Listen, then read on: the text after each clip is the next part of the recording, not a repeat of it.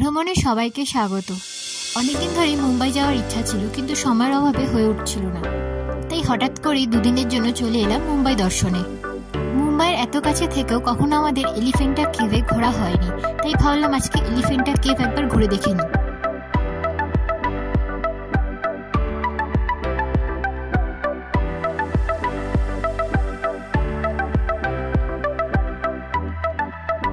Ticket কেটে সকাল 10টা নাগাদ আমরা বোটে উঠে বসলাম।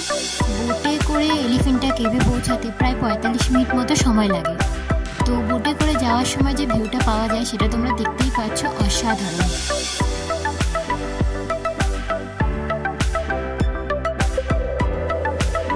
এই এলিফেন্টা কেভ বা ঘোরাপুরি, যার আক্ষরিক অর্থ হল দ্য সিটি অফ কেভস, মানে গুহার শহর। এটা ভারতের মহারাষ্ট্র রাজ্যে মুম্বাই থেকে প্রায় 10 কিলোমিটার দূরে মুম্বাই হারবারের পূর্ব দিকে অবস্থিত।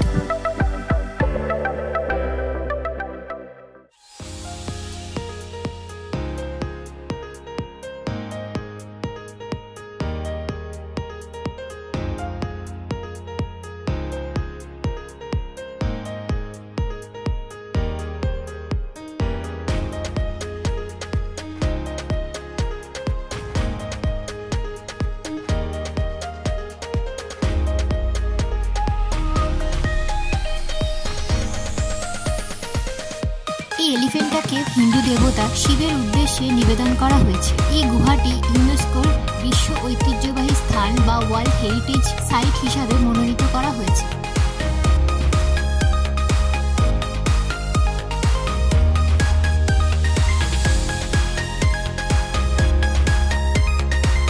বোট থেকে নেমে প্রায় 1.5 কিলোমিটার মতো হাঁটা পথে না গিয়ে আমরা টয় ট্রেনে যাব ঠিক করেছি, তাই টিকিট কেটে আমরা টয় ট্রেনের লাইনে দাঁড়িয়ে পড়েছি।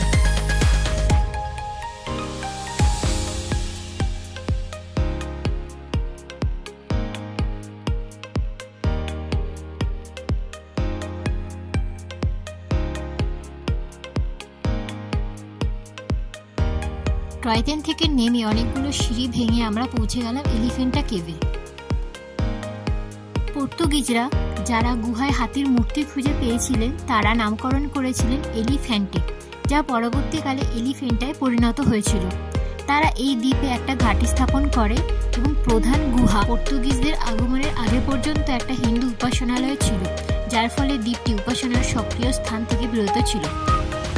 1909 সালে ব্রিটিশ ভারতের কর্মকর্তারা গুহাগুলি আরও ক্ষতি প্রতিরোধ করার প্রথম প্রচেষ্টা শুরু করেছিলেন এবং 1970-এর দশকে স্মৃতিস্তম্ভগুলো পুনরুদ্ধার করা হয়েছিল। এটি বর্তমানে আর্কিওলজিক্যাল সার্ভে অফ ইন্ডিয়া মানে ASI দ্বারা রক্ষণাবেক্ষণ করা হয়। আচ্ছা, এটা হলো নৃত্যের দেবতা নটরাজ রূপ শিব। আচ্ছা, এই প্যানেলে শিব হলেন আদি যোগী, যিনি শৃঙ্খলার শিক্ষক, যোগকলার শিক্ষক, যিনি দেখান কিভাবে যোগ ও ধ্যানের মাধ্যমে চূড়ান্ত বাস্তবতা উপলব্ধি করা যায়।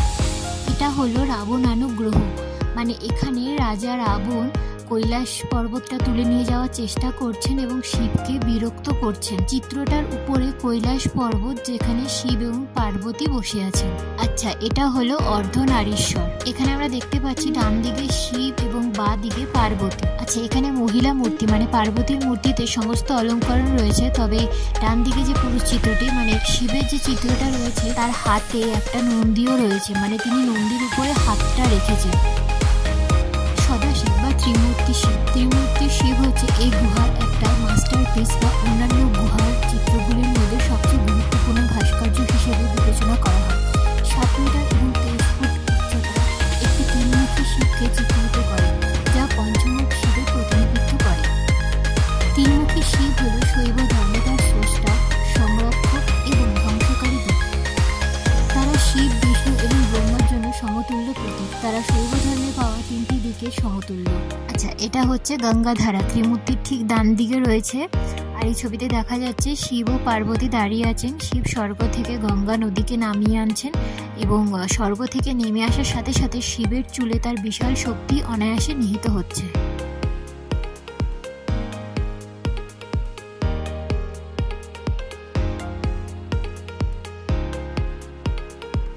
এটা হলো শিবের হিংস্র ক্রূপ রাক্ষস অন্ধবকে হত্যা করার সময়। এটা হলো কল্যাণ সুন্দর, এখানে শিব এবং পার্বতীর বিবাহ দেখানো হয়েছে। এবার পুরো কেভটা একবার ঘুরে দেখে নেওয়া যাক।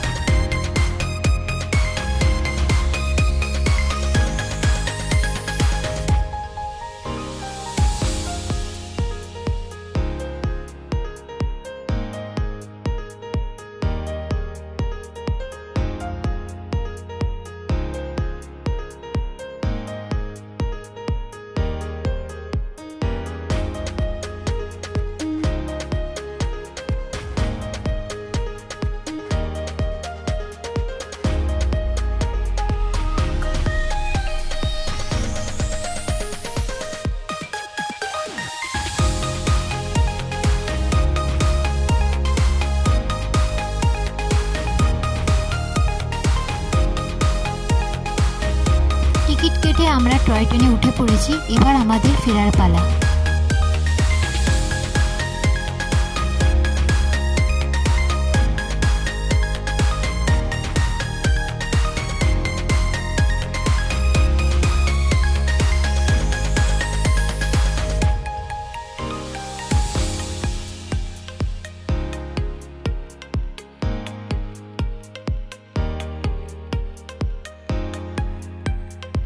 ভিডিওটা ভালো লেগে থাকলে একটা লাইক করে দিও। এছাড়া আমাদের ভ্রমণ সম্বন্ধে কোনো মতামত থাকলে অবশ্যই আমাদের কমেন্ট করে জানিও। আজকের ভ্রমণ এখানেই শেষ করছি, দেখা হবে ভ্রমণের একটা নতুন পর্বে।